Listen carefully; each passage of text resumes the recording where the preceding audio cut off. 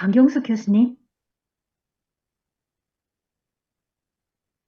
예, 강 교수님. 예, 강경숙 교수님. 질문해 주세요.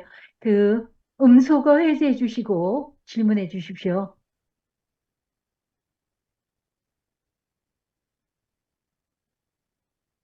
예, 강경숙 교수님 손바닥 올라왔는데 음소거 해제해 주시고,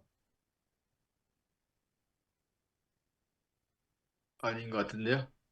예, 강, 제가 좀 질문 좀 할까요? 우선 그 김동일 교수님 질문 좀 해도 되죠? 네, 말씀을 안 주셔가지고. 그 예, 우선 김동일 교수님이 뒷부분을 다 하셨는지가 궁금하네요. 뒷부분까지 다 하시고 해야지 이야기가 풍부하게 나오는데 뒷부분을 다 하셨는지 궁금하고 뒷부분을 다 하신 거예요? 보고 좀 말씀 주고 싶네요. 뭐 아까 간략하게만 말씀을 드렸죠. 예, 네, 뭐 다 하셨다고 네. 보고 제가 묻고 싶은 것은 이제 히틀러 개인에 대한 이야기도 중요하고 이제 사회 심리학이라는 것은 이제 사회를 심리학적으로 분석하는 것을 사회 심리학이라고 하죠. 그런가요? 예, 그런 차원에서 볼 때 아까 말씀하신 그러니까 원초적 유대와 개인의 개체화의 분리 이제 그걸 이야기할 때 1871년부터 1918년까지 독일 제국에서 1919년부터 1933년까지의 바이마르 공화국이 바로 원초적 유대에서 개인과 개체가 분리된 것과 유사하다 이렇게 말씀을 주신 것 같아서 제 질문의 포인트는 뭐냐면 바이마르 공화국 1919년부터 1933년 바이마르 공화국 전의 독일 제국과 바이마르 공화국 그리고 그 다음에 이제 나치 독일이거든요. 그래서 독일 제국, 바이마르 공화국, 나치 독일을 지금 말씀하신 그 원초적 유대와 개인 개체와 분리 거기와 좀 더 연관시켜서 말씀을 주시면 뭐 어떨까 하는 생각을 해보게 됩니다. 참고로 뭐 아시는 대로 바이마르 공화국은 이제 독일의 사회민주당이 이제 처음으로 집권하는 그 사회민주당, 3인당이죠. CDU라고 합니까? 이제 3인당이, 아니, SPD죠, 그죠? 3인당이 집권했는데, 그때 뭐, 바이마르 공화국이기 때문에 공화정을 도입한 그런 그 시절인데요. 질문의 포인트를 잡으셨죠? 그래서 이 새 시대, 독일 제국, 바이마르 공화국, 독일을 어, 에리 프롬이 어떻게 설명하고 있는지 좀 궁금합니다. 네. 예, 강 교수님 질문이고, 혹시 다른 분들 질문 있으면, 예, 한두 번 엮어서 대답을 청하도록 하겠습니다. 질문. 그렇다면요. 호헨졸레르 왕조가 무너지지 않고 독일 그 봉실이 계속 유지되었다면은 원초적 유대가 빨리 깨지지 않아서 그나마 자유에서 달아나기가 막을 수 있지 않았을까요? 예, 그 다음에 다른 분,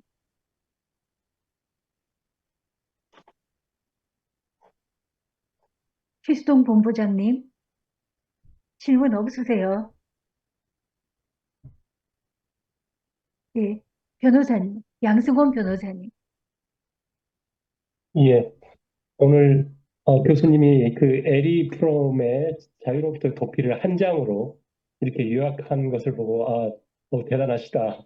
아주 또 이해도 되었고 참 그 자료가 전부 읽어봤는데 아주 많은 도움이 되었습니다. 감사합니다.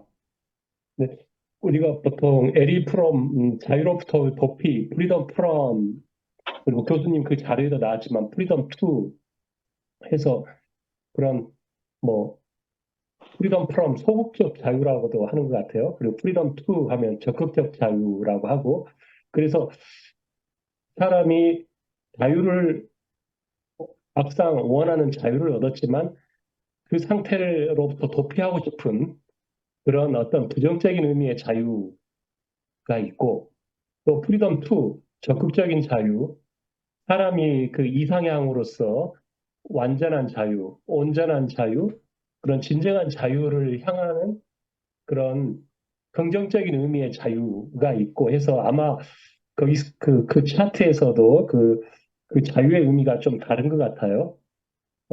그래서 그 말씀을 듣고 싶고, 그러면 이제 교수님 강의를 듣다 보면 이 자유는 내 인간 개인의 어떤 노력에 의해서 달성할 수 있는 것은 아니라 어떤 사회 문화적 환경, 어떤 사회 심리학자, 에리 프롬이 사회 심리학자라서 그런지 어떤 사회 민주주의 체제를 지향해서 그러는지 사회 민주주의, 자유민주주의가 아니라 그래서 독일처럼 어떤 사회적 경제라는 그런 환경, 이런 경제적인 어떤 풍요로운 사회가 사회 구조적으로 복지국가식으로 스칸디나비아 그런 식의 어떤 사회적 배경이 중요하다라고 하는 것 같아요. 그래서 그러면 한국 사회, 이 각자 도생의 사회에서 어떤 군중 속의 고독, 이 각자 도생 사회에서 모든 걸 다 기회는 균등하고 과정은 공정하고 누구나 다 대통령이 될 수 있다. 이렇게 자유, 자유, 자유. 이렇게 이 정부 들어서 자유를 가장 많이 외친 이 정부가 없다고 생각하는데 그래서 더 에리 프롬의 이 자유로부터 도피가 더 마음에 와닿는 것 같아요. 정말 이러한 자유로부터 나는 도피하고 싶다. 이러한 사회, 이런 사람들이 말하는 자유로부터 나는 도피하고 싶다. 그러면 어 그래서 그 한 장의 독일 파시즘의 특징과 현재 한국의 정치적 문제점을 아주 딱 그 이해하기 쉽게 잘 정리해 주셨어요, 교수님께서. 그래서 그러면 우리 한국 사회에서는 이런 진정한 자유, 프리덤 투, 이 교수님이 생각하시는 이렇게 연구하시면서 어떻게 좀 이렇게 제도적으로 시스템적으로 사람들이 소망하는 진정한 자유를 갈구하게끔 이 각자 도생의 고독을 느끼지 않게 고독감, 외로움, 불안, 초조, 두려움, 미래에 대한 두려움, 희망 없는 사회, 꺾어진 사다리 이런 것들에 대한 두려움으로부터 도피할 수 있을지 어떤 시스템 개혁, 법제도적 개선이 필요할지 한국 사회 교수님의 그 학견을 듣고 싶습니다. 이상입니다. 예, 감사합니다. 중요한 말씀하신 것 같아요. 그리고 한 두 분 더 받고 질문을 주시고, 조명철 교수님 질문하실 거 없으세요?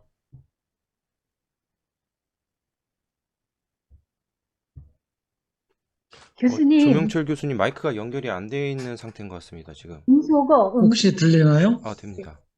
네, 듣깁니다. 그 오늘은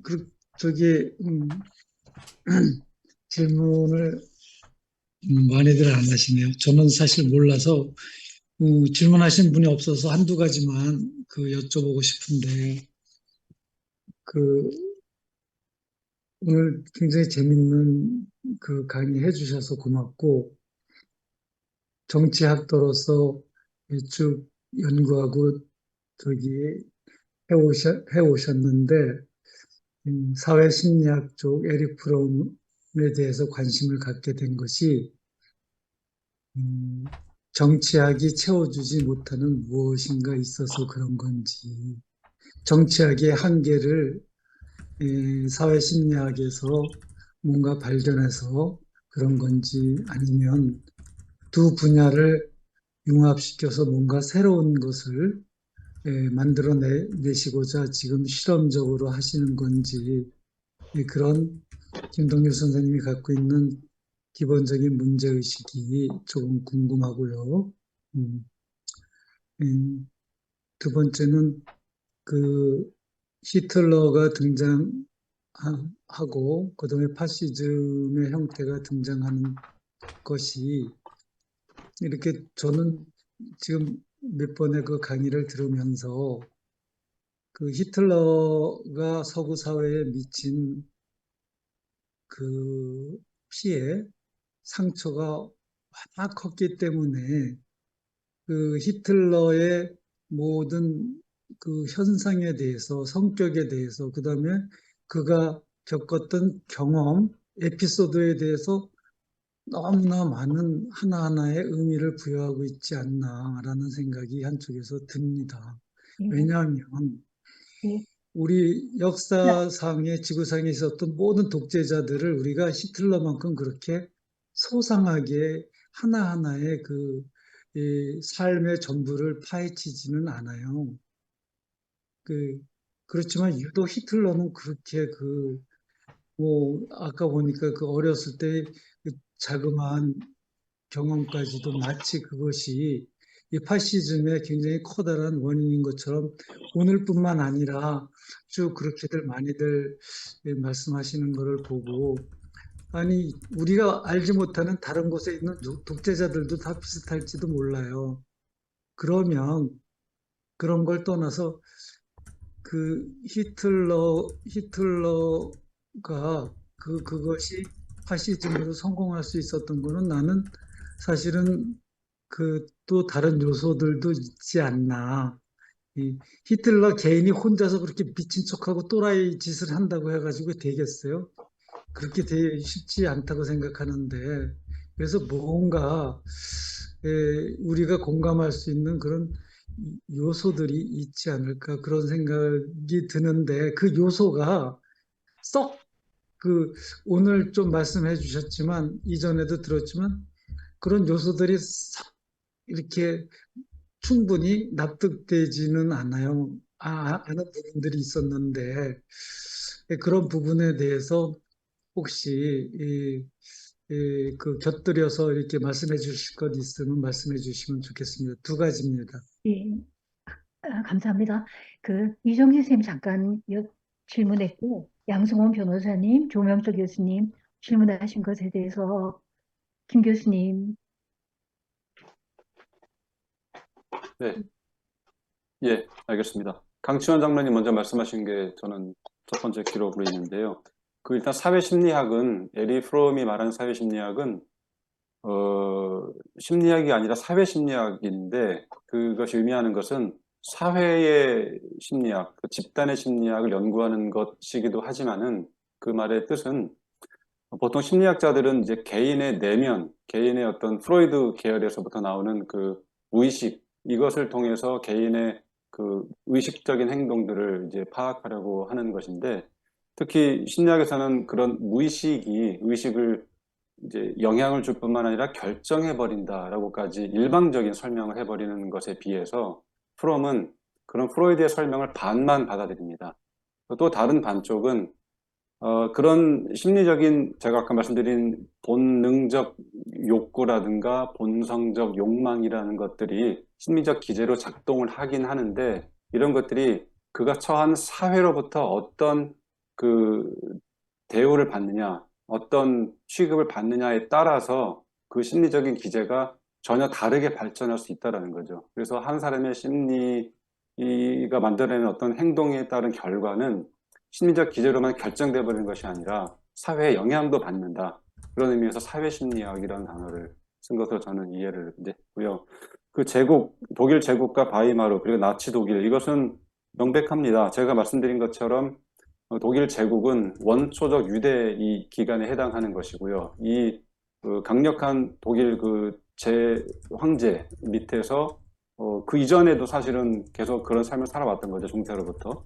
강력한 지도자 밑에서 살고 있다가 패전과 함께 독일 재정이 붕괴를 갑자기 해버리는 거죠. 그러면서 1918년, 19년도에 바이마르 헌법이 생기면서 민주공화국이라는 게 생겼지만은, 그것은 시민들이 이루어낸 민주주의가 아니라 연합군들 쪽에서 이식된 그런 민주주의, 형식적인 민주주의였기 때문에 전초적 유래부터 분리는 되었으나 아직은 독립적인 개인으로 나아가기 전에 있는 아주 좀 고독하고 아직은 좀 무력한 개인으로 남아있는 상태를 말을 하는 겁니다.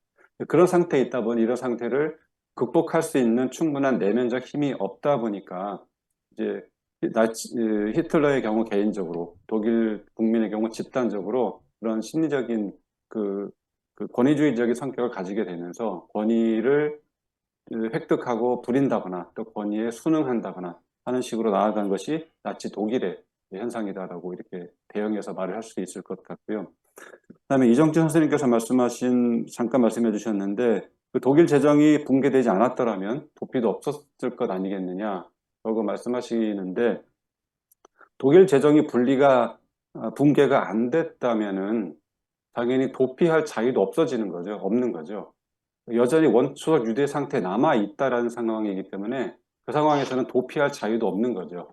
그렇기 때문에 재정이 붕괴되지 않았으면 도피할 것도 없다? 그 말은 일면 맞는 것 같습니다. 그러나 여전히 유대 관계 속에 남아서 의존적인 형태로 남아 있게 되는 거겠죠. 그렇게 생각이 들고요. 그다음에 양승원 선생님께서 말씀해 주신 그 소극적 자유와 적극적 자유의 구분, 그리고 어떤 자유냐, 이렇게 말할 수도 있는 것인데요. 여기에 대한 제 소견을 말씀드리면요. 소극적 자유 또는 부정적 자유는 무엇을 안 해도 되는 자유, 무엇으로부터의 자유, 예를 들어 부모의 훈계로부터 자유로운 것, 뭐 이런 것을 말할 수 있는데, 과연 그것을 자유의 본질이라고 말할 수 있을까? 저는 거기에 의문을 가지고 있습니다. 제가 생각하기에 자유의 본질은 내가 직접 선택할 수 있고, 내가 직접 무엇인가 창조적으로 만들어낼 수 있고, 내가 자발적으로 사랑할 수 있고, 이것이 무엇을 할 수 있는 능력으로서의 자유가 프롬도 말을 하는데 진정한 자유지, 무엇을 하지 않아도 되는 자유는 제 생각엔 자유의 본질이라기보다는 진정한 자유의 조건이라고 생각합니다. 그러니까 외적 조건인 거죠. 외적 조건이 물론 갖추어져야 내가 무엇인가를 할 수 있는 자유가, 능력이 생기는 것이긴 합니다만은, 그런 의미에서 같이 가야 되는 것이긴 합니다만은, 어떤 사람들은 무엇으로부터의 자유가 자유의 진정한 자유다, 본질이다라고 말씀을 하시는데, 저는 그것을 자유의 환경일 뿐이다라고 생각을 하고요. 자유의 조건이다. 내가 무엇을 할 수 있는 것이야말로 해낼 수 있는 것이야말로 진정한 자유다라고 생각을 일단 그 개념적으로만 하고 말씀을 드리고 싶고요. 마지막으로 조명철 선생님께서 두 가지 질문을 주셨는데, 정치학 연구자로서 사회심리학에 관심을 가지게 된 것, 사실은 프롬에 대한 관심은 제가 학부 시절부터 읽고 에세이도 쓰고 관심을 가졌었는데, 제 연구 분야로 이렇게 끌어 들여온 것은 이번이 처음 계기가 됐고요. 우연하게도 제가 아까 소개받을 때 말씀드렸던 제 연구 주제가 인간의 본능, 본성, 본질의 관점에서 정치의 메타적 목적을 이제 말하고 싶다라고 하는 게 최근 연구 주제인데, 그렇습니다. 아까 제가 처음에 왈라스 그 인용을 하면서 정치 체제가 전합리적인 특성이 있다라고 말씀을 드린 부분 기억하시는지 모르겠는데요. 정치 체제, 뭐 독재도 그렇고 민주주의도 그렇고 이런 체제들은 인간이 합리적 판단에 의해서 만들어낸 체제인 부분도 분명히 있죠. 그러나 그 이전에 전합리적인 어떤 욕구, 내가 내 존재 자체를 인정받고 싶다라고 하는 욕구, 내가 다른 사람과 평등하고 싶다라고 하는 욕구, 내가 일한 만큼 내가 보상을 받고 싶다라고 하는 욕구, 이런 것들을 실현하기 위한 그 수단으로서의 의미가 있는 것이 정치 체제라고 생각을 합니다. 그래서 정치 체제를 이해할 때 어떤 합리적인 판단을 이해한 결과물로만 볼 것이 아니라 인간의 어떤 감정적인 어떤 표현이나 욕구가 이성적으로 만들어진 것, 뭐 이렇게 본다면은 정치 체제를 감정적인 차원에서 연구하는 것도 굉장히 중요한 부분이겠다라고 생각을 했고, 특히 그 정치라고 하는 행위의 목적을 생각할 때는 인간의 어떤 아까 말씀드렸던 감정뿐만이 아니라 하나의 생물체로서 가지고 있는 그 본능적인 욕구도 있지 않습니까? 그것도 작용을 하는 것이고, 또 감정적으로 다른 사람과의 관계에서 어떤 적절한 관계를 맺고 싶은가라는 것도 굉장히 큰 그 드라이브를 걸고 있다고 생각을 하거든요. 정치 행위에서. 이런 것들을 통해서 정치를 연구하는 것은 굉장히 말씀하신 것처럼 기존의 정치학 그 연구의 어떤 접근법을 조금 더 보완해주는 방법이 될 수 있지 않을까, 그 생각은 제가 지금 하고 있습니다, 실제로. 그리고 히틀러에 대한 너무 지나친 관심을 보이는 거 아니냐라고 말씀을 하셨는데, 맞습니다. 사실 이 프롬이 히틀러 정신 분석을 하는 것도 유태인이었고, 또 거기로부터 이제 41년도에 그 히틀러 나치 정권이 한참 이제 멸망하기 전에 책을 써낸 것인데 도대체 이 사람이 왜 그러는 것인지, 왜 이 자기 민족을 이렇게 학살하는 것인지 이것이 관심이 굉장히 크지 않을 수가 없었겠죠. 그래서 분석을 한 것인데, 근데 그런가 하면은요, 또 뭐가 있냐면은 그 당시, 그러니까 2차 대전이 끝나기 전에 미국에서 당시 정보기관에서, 지금 CIA에 해당하는 정보기관에서 미국에 있는 심리학자에게 도대체 히틀러가 왜 저런 짓을 하느냐, 도대체 저 사람의 생각이 무엇이길래 저러느냐라는 것을 조금 조사해 봐라라고 하는 연구 의뢰를 받고 한 2팀 정도가 보고서를 작성했다고 합니다. 그 보고서는 비밀리에 이제 보고가 됐고 수십 년이 지난 후에 이제 공개가 되었다고 하는데, 미국에서도 물론 이제 전쟁을 하다 보면 심리전도 하기 때문에 심리 파악이 중요하긴 하겠지만, 특히 그 히틀러의 개인의 심리를 파악하는 것의 중요성을 미국 정보기관에서도 파악을 하고 그 부분에 대한 연구를 의뢰를 해서 했다는 걸로 봐서는, 제 생각에 한 지도자의 심리를 파악하는 것은 굉장히, 특히 우리나라 같은 경우에도 더 그렇지만 굉장히 의미 있는 일이라고 생각이 들고, 그런 이것이 지도자의 심리로 끝나는 것이 아니라 말씀드렸듯이 독일 집단의 집단적 심리로도 나타났거든요.